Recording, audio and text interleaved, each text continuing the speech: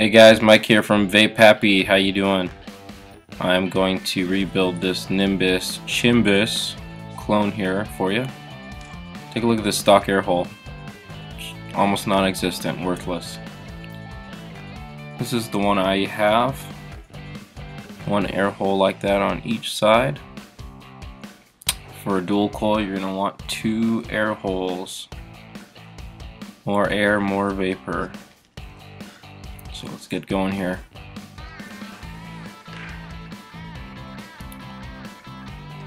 So you have 3 posts in this chimbus with a hex screw, and then all you have to do is poke the wires through the hole, tighten it down. It's awesome.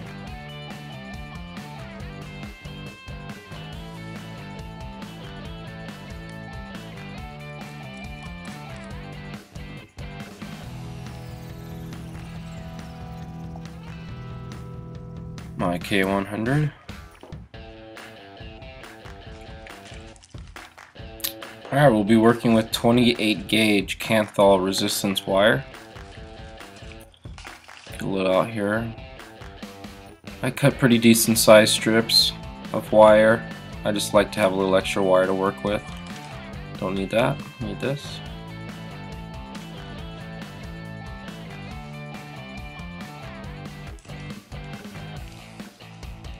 Alright, now we get our tweezers and torch these guys up. So a lot of the wire will come ready to go, but never bad idea to torch it. Make sure you get all the chemicals off. But also, when you torch them and heat them up like this, it actually stiffens the wire a little bit, makes it a little easier to work with. A little tougher, I guess you could say. Stiffens it up a little bit, so give it a couple runs through till they get bright red. All the way through here.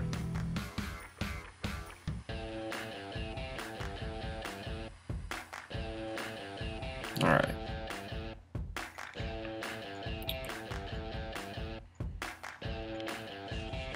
Okay, got a couple pieces of my 3mm silica wick. Again, I like to use a lot. It's about the length of my iPhone.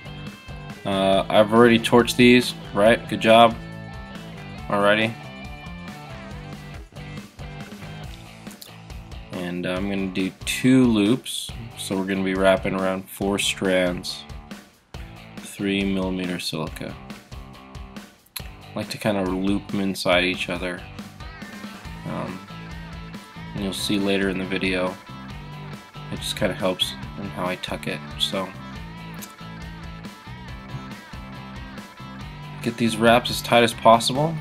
I usually like to go with 3. It gets me right between 3.5, 4.5 ohms, depending on how tight the coil is, how close they are together.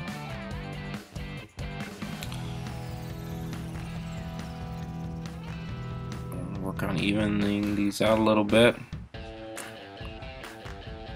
and you should get something that looks like that.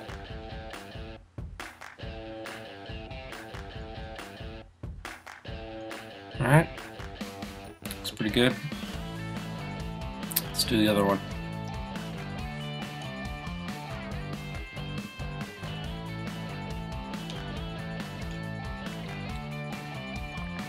You're going to want the coils to mirror each other, so be aware of that while you're wrapping.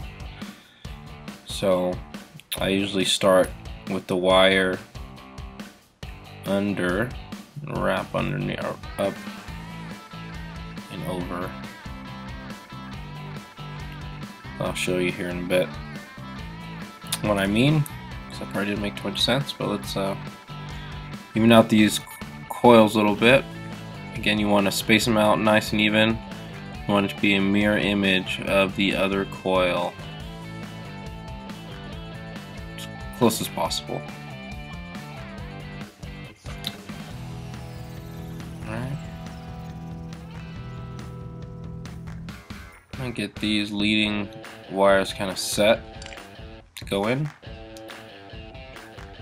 kind of check them against each other. See how close I am or how far off I am. This one's a little wider.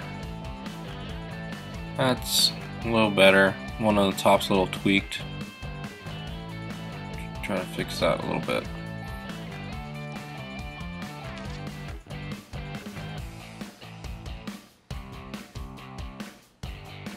There we go.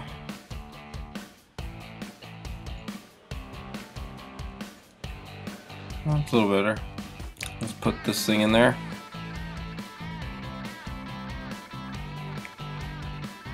Now, here's what I was saying. You want it to be a mirror image. You'll see how, if I were to connect them, they both loop going under and back up and around. So it's as if it could be one, you know, as if it were one coil, one mirror image, or one wire, one mirror image. All right.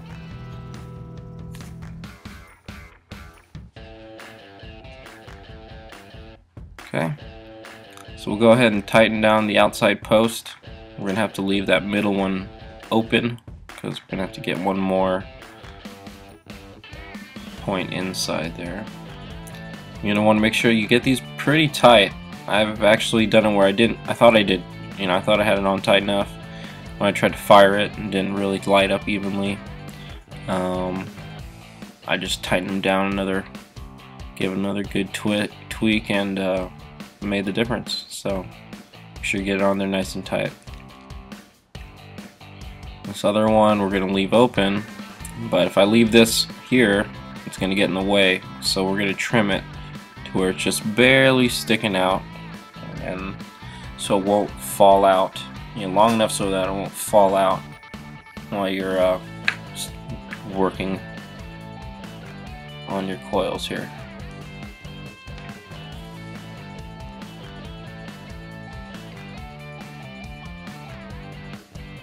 Alright, get the right side there.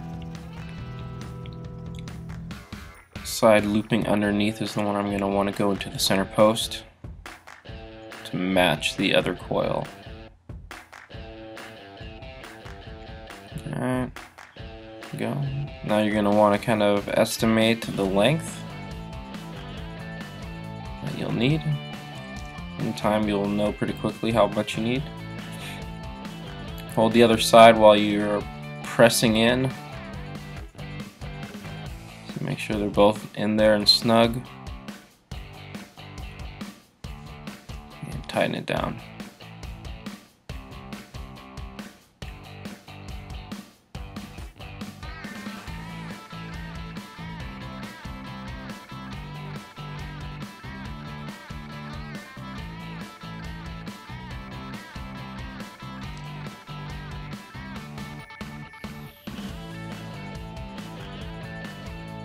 Alright, just tighten down the outside post.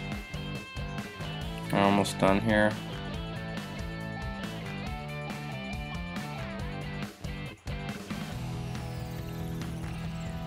Clip the excess wire and fire it up, see how it looks. Before we do that, I'm going to want to check the coils one more time.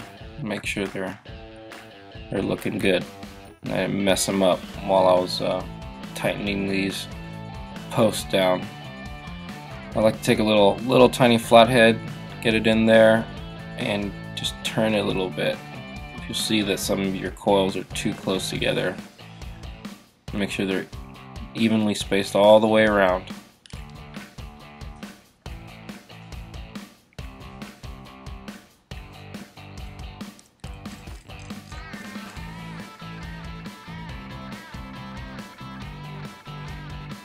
First fire.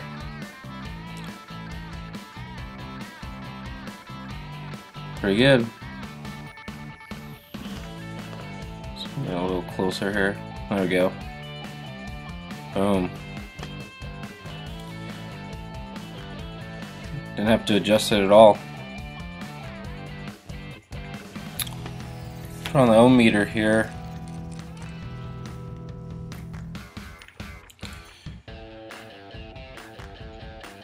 once I let's cut these wicks first. I'm gonna trim and cut them and tuck them. So as you practice, you'll see, you know, in the way in which you orientate the wicks before you wrap will kind of make the tucking a little bit easier. But each build is going to be a little bit different. Take a look and see what you can do to make it the most functional. The more wick you can get kind of stay inside that well and inside the cap, the more juice you're going to be able to hold, which is a nice thing on these dripping atomizers. They dry up pretty fast, and the dry hits are brutal. So I take my time with this. Take a look at what I got here. Make it look as good as I can while I'm getting the most out of it functionally.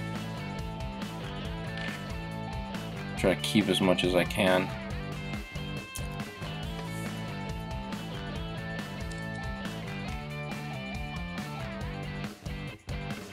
So you'll see on this one,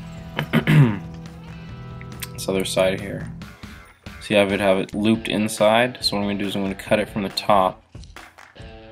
It'll be connected at the bottom close to the juice well. So what I'll do is I'll push it through and pull it through the other side. So now it's already on the bottom, and it'll go underneath into that juice well perfectly. Just twist it up a little bit, make sure it gets nice and tight. I'll take this other one and jab it in there.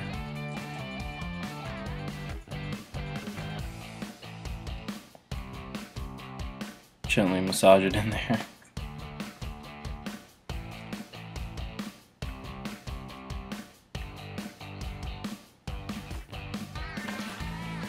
Alright, now we got that juice well nice and filled up with wick. That's going to hold a lot of juice.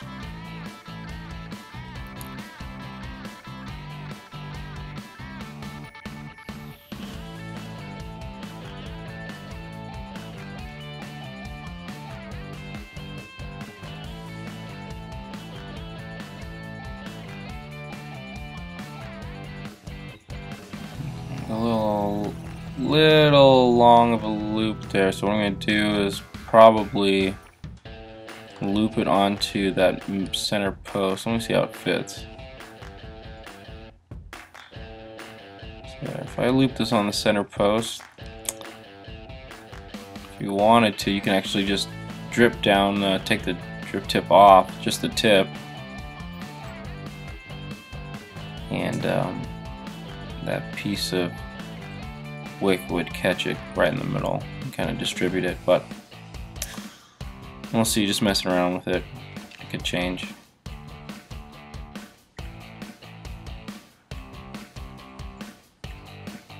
Let's meter this thing.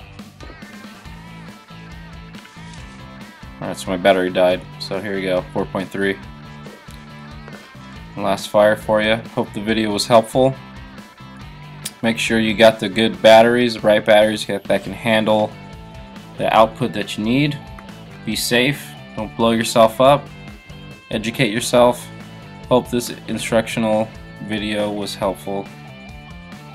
See you later, guys. Thanks for watching.